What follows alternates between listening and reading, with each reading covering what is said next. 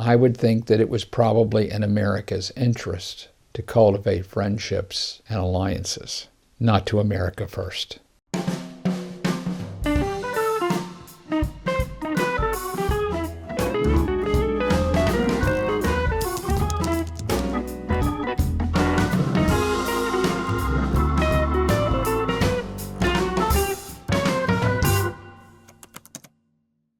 This is Dr. Gary Kellner, and I would like to welcome you to Fair Game. President Trump rode back into the White House on a wave of sentiment that America had gotten distracted by its overseas obligations, sometimes suckered by its allies, played by its adversaries. And President Trump and those around him urged us to focus on America first. He's not the only politician to ever do this. Charles Lindbergh, a great pilot and a spectacularly unqualified public figure, urged America to focus on America first in the 1930s. That was Lindbergh's response to Adolf Hitler and the dictators. Well, we see how that worked out. Right after the First World War, there was a feeling in this country that Woodrow Wilson had been played at the Versailles Peace Conference by the British and the French, and that we had signed a bad treaty. It was bad for Germany. It was bad for America. And consequently, in the next election cycle, a cipher of a man named Warren G. Harding was elected president of the United States, essentially on an America First platform, and calling for a return to normalcy, which is interesting because the word normalcy is not a word. So we're returning to some pre-Edenic state of life in America.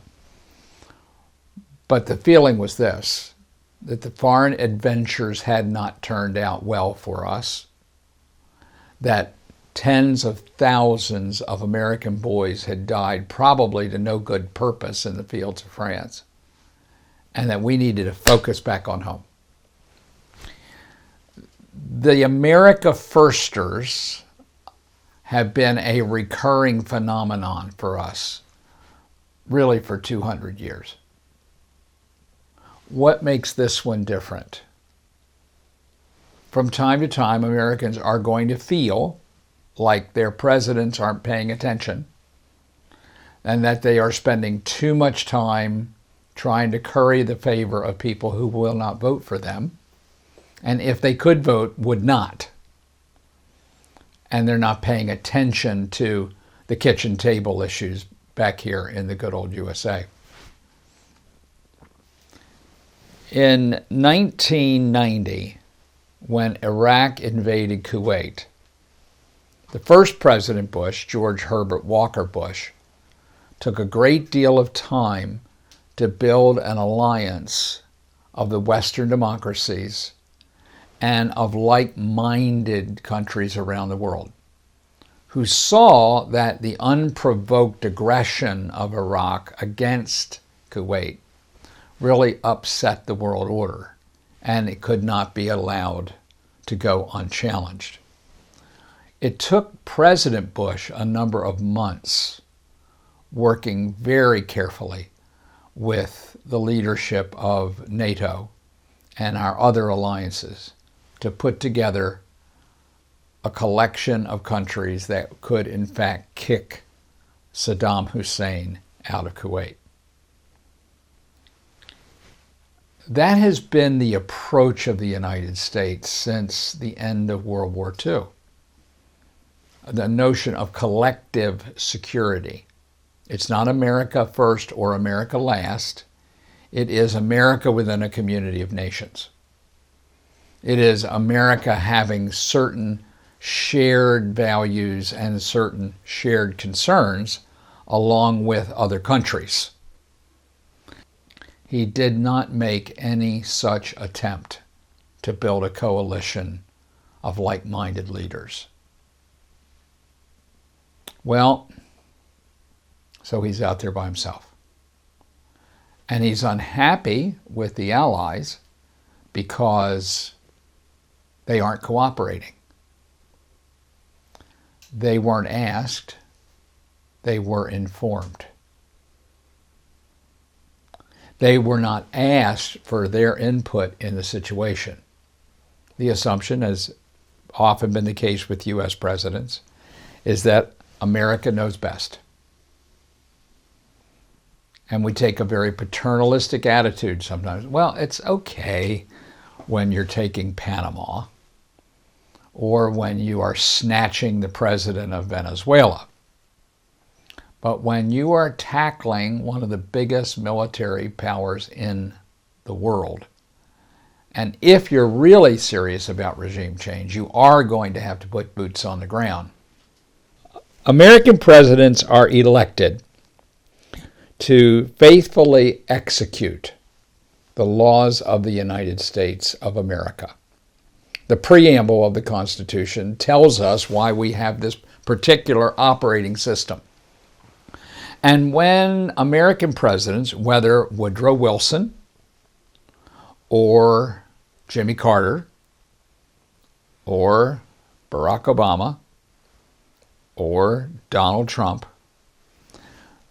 get enmeshed in things that are not perceived to be pertinent to the lives of everyday Americans, the voters will have their revenge.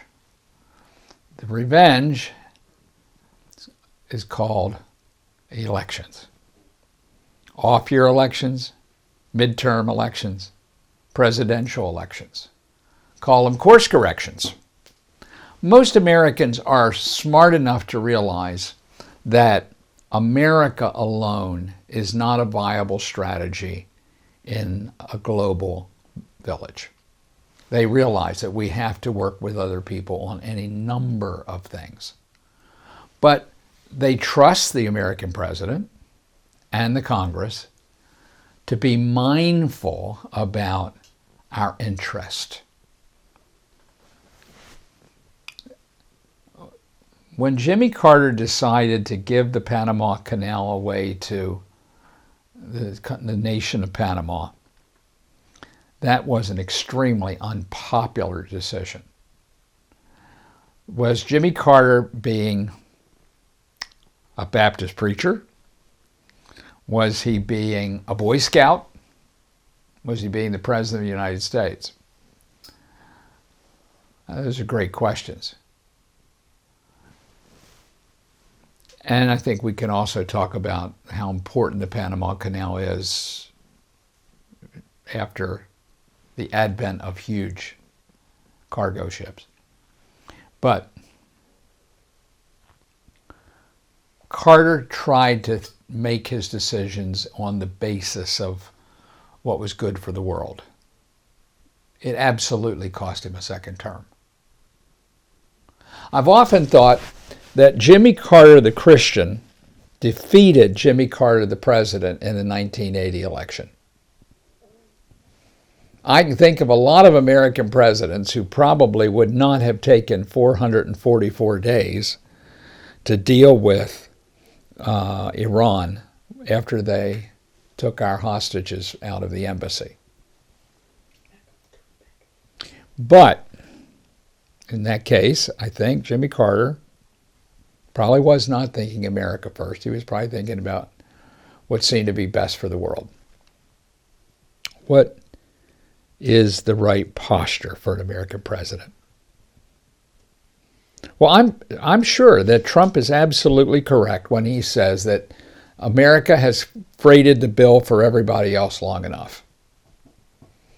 And America paying the bill for Europe's security has allowed the Europeans to build their economies, and Japan and the tigers of Asia at our expense, and to target segments of our economy in order to build theirs.